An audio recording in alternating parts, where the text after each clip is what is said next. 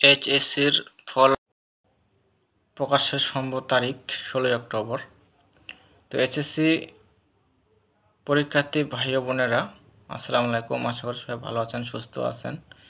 তো এখানে দেখতে পাচ্ছেন, আপনারা ইতিমধ্যে জানেন, এখানে দেওয়া আছে যে এসএসসির ফল প্রকাশের সম্ভব তারিখ 16 অক্টোবর। তো 16 অক্টোবর প্রকাশ করার মন্তব্য নিয়েছে শিক্ষা বোর্ড। তো এটার বিষয়ে কিছু জানাবো আপনাদেরকে। অনেকেই জানেন, অনেকেই জানেন না। তো এখানে বিস্তারিত দেওয়া আছে, এটা জানাবো আপনাদেরকে, সাথে থাকবেন। তো এখানে দেওয়া আছে যে চলতি বছরে এসএসসি ও সমান পরীক্ষার ফলাফল আগামী 16 অক্টোবর প্রকাশের বিষয়ে একমত পোষণ করেছেন শিক্ষা বোর্ডের চেয়ারম্যানরা।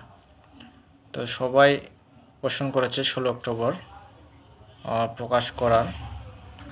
তো এখানে দেওয়া আছে যে বৃহস্পতিবার 9 অক্টোবর আন্তঃশিক্ষা বোর্ড সমন্বয় কমিটির সভায় প্রাথমিকভাবে এই সিদ্ধান্ত নেন তারা। এদিন দুপুর 2:30টার দিকে সভায় উপস্থিত একটি শিক্ষা বোর্ডের চেয়ারম্যান এ তথ্য নিশ্চিত করেছেন। নাম প্রকাশ না করার সত্ত্বে তিনি একটি গণমাধ্যমকে বলেন, চলতি বছরের এসএসসি পরীক্ষার ফল আগামী 16 অক্টোবর প্রকাশের বিষয়ে শিক্ষা মন্ত্রণালয়ে প্রস্তাব পাঠানো হবে।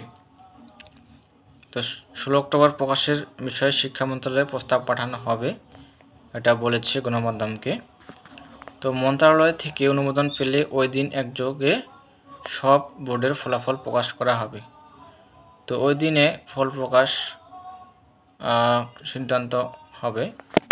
তো এই দেওয়া আছে যে এবারের এসএসসি ও সমান লিখিত পরীক্ষা গত 19 আগস্ট শেষ হয়।